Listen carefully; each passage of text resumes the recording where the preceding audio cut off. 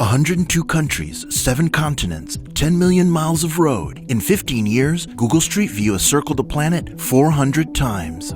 Here you can see where we've mounted the Street View car onto a 3-wheel tricycle. Here it's been mounted to a snowmobile, one of our earliest trekkers, a trolley through museums, places that we expect there to be a lot of change. We try to drive those areas more frequently. There are other areas of the world where we still have to go back and refresh that imagery again. Let's walk through 15 years of gadgets and gear to understand the tools Google Street View uses to map the world. Maps are fundamentally about where things are. Think about a satellite map or even the map that you draw on a napkin for your friend. You're talking about where things are and where they are in relation to each other. And in that sense, Street View was different. It promised an immersive on-the-ground experience of far-flung locales.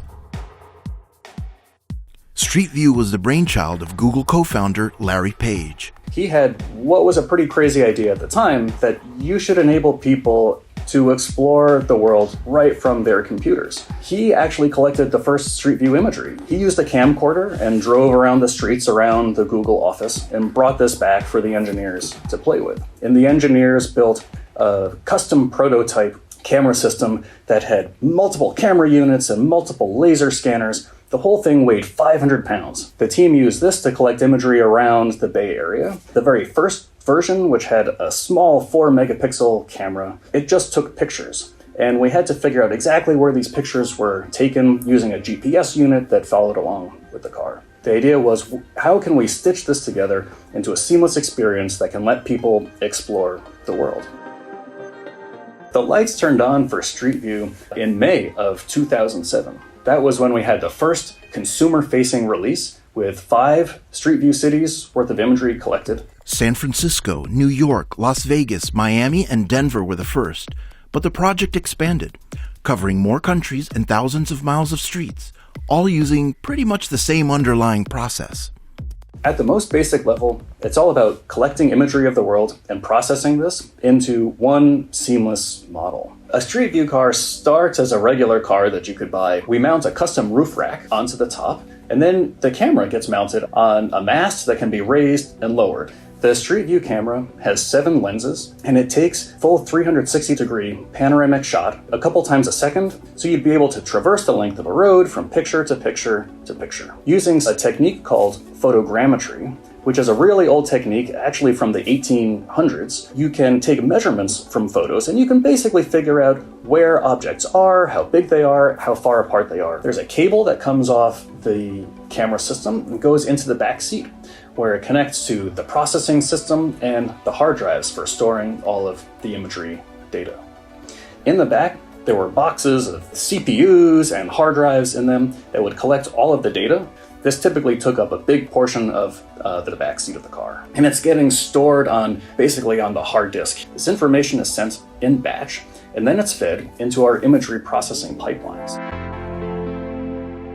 The cameras themselves have gotten much better. Not only have they gotten higher resolution, going from 4.8 megapixels to a 45 megapixel camera, 75, up to 140 megapixels. Their responsiveness in low light is much better. Apart from improvements in the cameras, the game-changing tech to the Street View system was the addition of LiDAR scanners, first in 2008 and updated in 2013. The LiDAR works with millimeter accuracy. They're laser radars. They have invisible laser beams that shoot out and map the world in 3D as the car moves down the street. So it helps us measure where the curbs are, or even where there are lines of paint in the middle of the road. All this information comes back and helps us build this very precise, highly detailed 3D reconstruction of the world. Every route is planned in advance. This is actually important from a privacy perspective. We try to standardize our Google Street View hardware as much as possible, but sometimes there are local quirks that mean we have to introduce something a little bit different. This is our main car that we use in North America, and the mast on top of the car is pretty tall. This is so the camera can see over parked cars that might be on the side of the street. When we first took this car to Japan, we ran into a problem. The streets are very narrow, and oftentimes people put up fences in front of their yard so that their yard won't be visible from the street. And we discovered that the Street View camera was actually seeing over these fences into people's yards. So we came up with a custom rig for the Japan market. And you can see that this car has a much lower mast. Another milestone expansion of the program was Trekker Gear, which took image gathering off-road in 2012. we realized that there were so many important places on Earth where you simply couldn't drive a car. Even in a city, there are narrow alleys, there are pedestrian walking paths. We'd like to take you inside transit stations, or maybe even inside a museum, out into the wilderness, to the top of Machu Picchu and the top of Mont Blanc, down into the Amazon rainforests and underwater by the Great Barrier Reef, or up in the International Space Station. The Street View Trekker is basically a Street View camera system that's attached to a backpack. Here you can see the camera unit on top with the lenses. Here you can see a GPS unit, and these are our laser scanners. This is the processing unit, and what you see on the back here is a big heat sink because it takes a lot of processing to handle all this imagery, and the unit can get hot. You actually put this on wearing the straps. It's relatively comfortable to wear, but it's not the lightest thing, weighing in at about 35 pounds. You can just walk naturally, and it will automatically snap photos as you're walking down the path. You can be tipping from side to side, and you don't want the pictures to come out blurry. So we use a lot of smart software algorithms. The typical Trekker outing takes a few hours, unless it's a hike down into the Grand Canyon. That'll take a Trekker 10 days. Google collects this imagery themselves through staff trekkers, through a network of third-party contractors, or by tapping a community of contributors who use their own 360 cameras. My favorite story about the Street View Trekker is about the Faroe Islands. Some enterprising folks who live there, they wanted the Faroe Islands to be on Street View as well. We actually sent them the Street View equipment, and they used sheep to carry the Street View camera around Sheep View.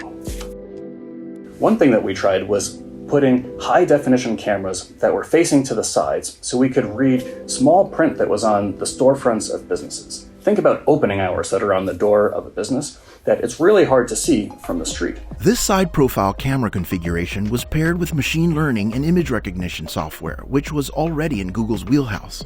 The engineers who first worked on this project had actually been working on the Google Book Search project. They were experts in processing imagery, and the Book Search project was trying to digitize all of the world's books in libraries. So these people knew how to work with imagery. And at first we had humans looking at this imagery, combined with thousands of other data sources in order to build the roads and the business listings that you see on Google Maps. But the world is a really big place, so it wasn't too long before we started introducing machine learning to look at the images and automatically extract information. Blurring and privacy protection has been built in pretty much from the start. This is a process that's fully automatic. All of the people's faces, all of the license plates, these are blurred through automatic algorithms because otherwise the scale of processing this with humans would just be too great. Recently, Google unveiled for us the latest camera, set to roll out on Street View cars over the next year. Our current generation cameras, they're designed for specific models of car that need to have a custom roof rack. With this, we can send it around the world. It has handles to make it easy to pick up. The whole thing weighs less than 15 pounds.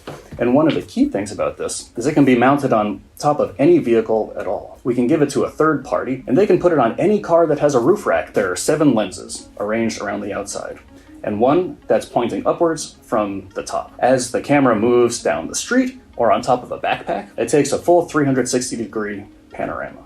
These are heat sinks. We've taken all of the processing power that used to take up the entire back seat of a car, and we've shrunk it down and we've stuck it inside the camera unit, so this is all you need in order to go collect Street View imagery. Google is innovating on the software side too, with Immersive View.